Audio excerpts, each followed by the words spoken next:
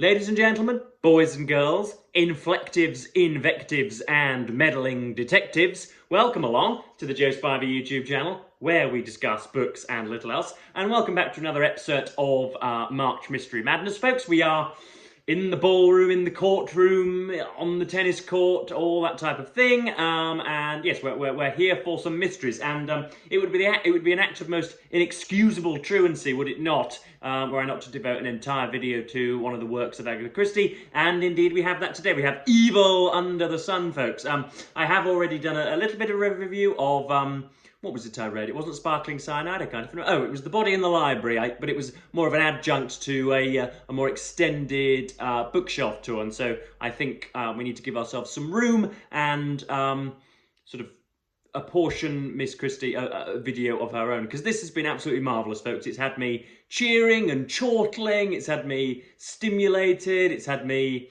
it's had me laughing, it's had me peering through, trying to read between the lines, it's had me annotating like a Butling's redcoat. I've been rushing about the house looking for new pencils. It's really very stimulating and very entertaining, very enjoyable, worth your time. If that's not my my order, my calling in life, then recommending you books, then I don't know what is. So yes, this is Evil Under the Sun. These are some very cute and just some very deft publications. I can't remember who does this exactly. Oh yes, it's the Crime Club. Originally from 1941, but these are Grand Viceroy Spivey VIII of East Riding has seven, at least sort of probably about 20 or 25 of these all nestled away in his shelves. So yes, this is Evil Under the Sun. Comes with some really particular criticism on the back there, some really insightful and really adventurous and really eloquent criticism that you wouldn't find within the folds of most supplements today. Mrs. Christie's, this is from the Times, Mrs. Christie's fertility of invention seems inexhaustible. Her latest book is as fresh as her first. Her main strength lies in the fact that she never strays from her subject, which isn't altogether true, but there we are.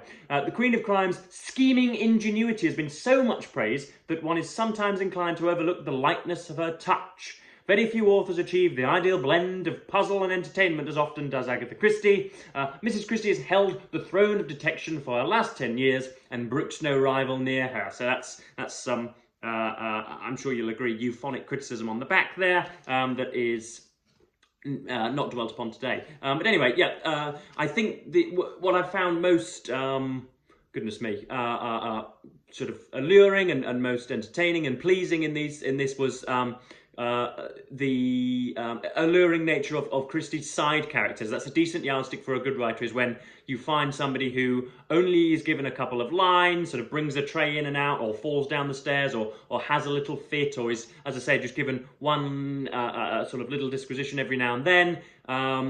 It is how much do you want to get to know them as a result of that small and slight introduction. That is a decent yardstick of a good writer. Happens all the time in Tolstoy, happens a lot in Trollope. Who else does it an awful lot? I can't quite remember. I can't bring any to mind. But yes, Christie does that really, really well. Her minor characters shine with as much, I want to say refulgence, but refulgence isn't the correct word. But for those of you playing Joe Spivey Verbal Bingo, refulgence is one there for you. So yeah, I've got a few highlights here that I've wanted to pick out and to read out and thus regale you all.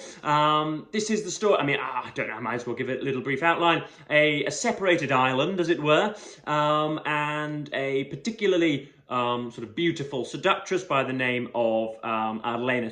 Her stage name is Arlena Stewart, but her real name is Arlena Marshall. She is married to Kenneth Marshall. She is red-haired, but she is at least aesthetically everything a sort of sperm-producing human adult hominid should want. She is, yeah, very, very attractive, sort of has a sort of swagger, and yeah, is just so very presentable, and is, somebody that you can envisage sort of lounging by the poolside with a gorgeous tan, from whom you cannot take your eyes, and with whom you imagine yourself fornicating for days and days on end. How nice.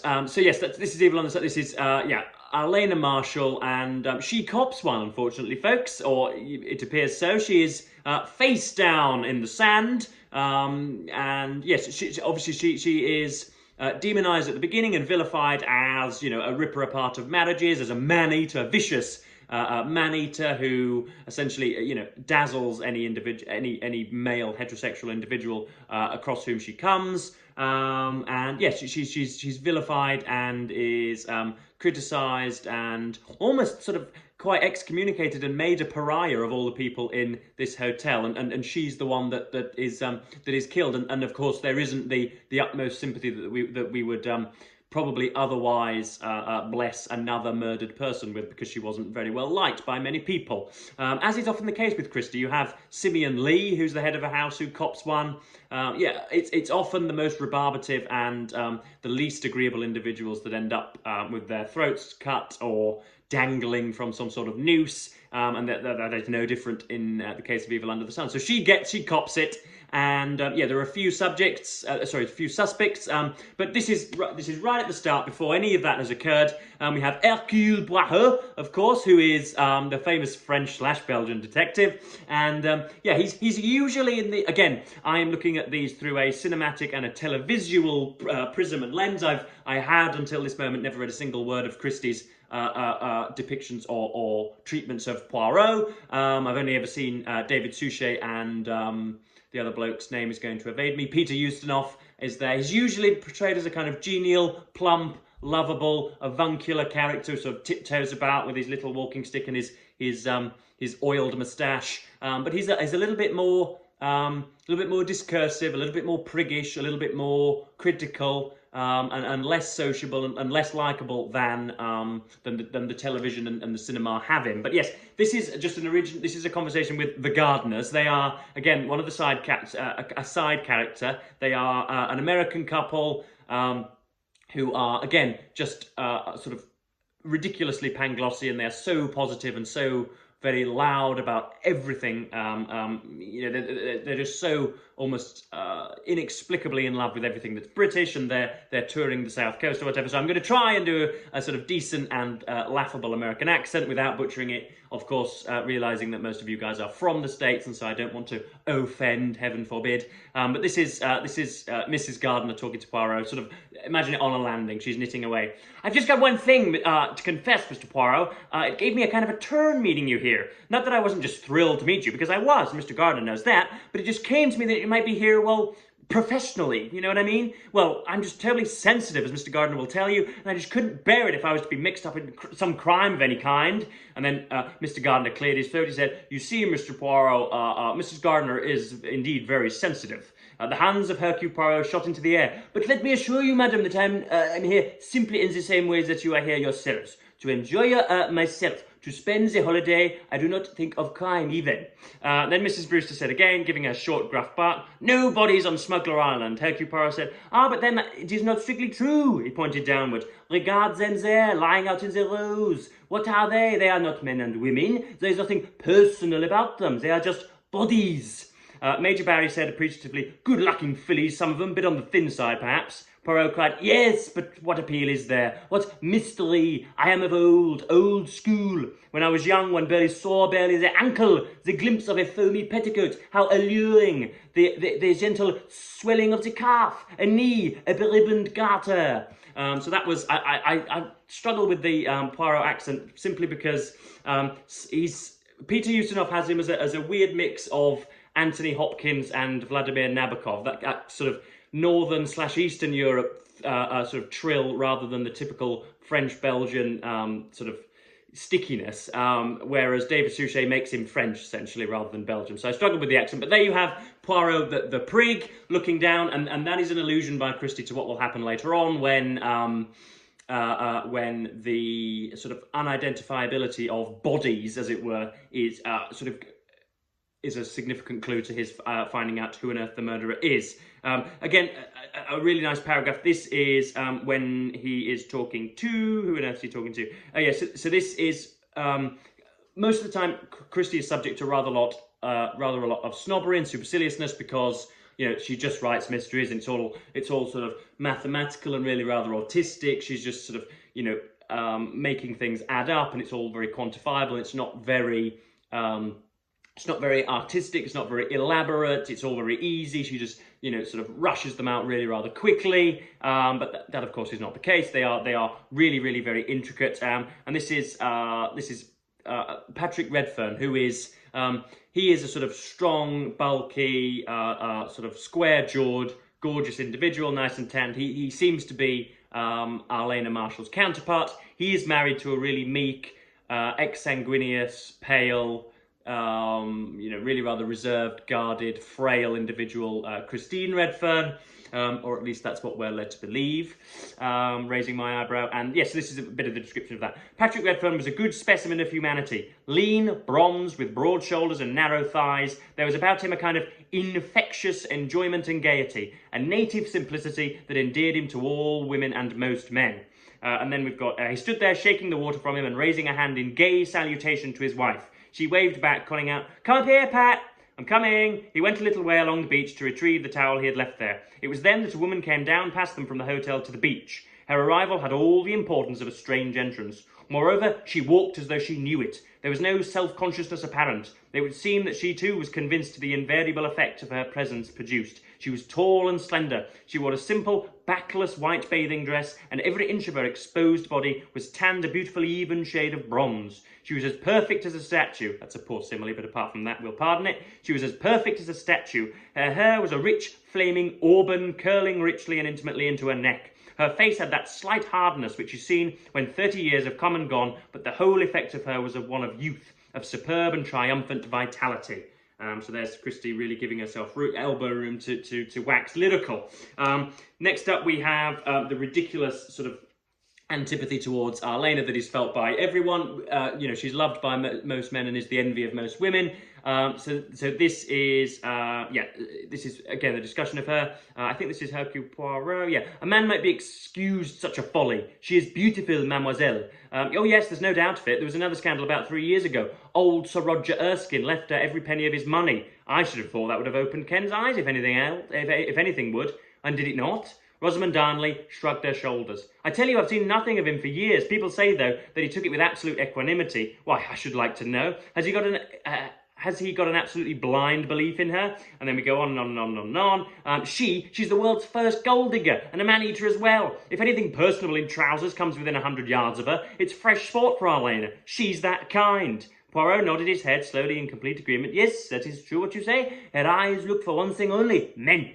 Rosamond said, she's got her eye on Patrick Redfern now. He's a good-looking man and rather the simple kind, fond of his wife and not a philanderer. That's the kind that's meat and drink to Arlena. I like little Mrs. Redfern. She's nice-looking in her fair, washed-out way, but I don't think she'll stand a dog's chance against that man-eating tiger, Arlena.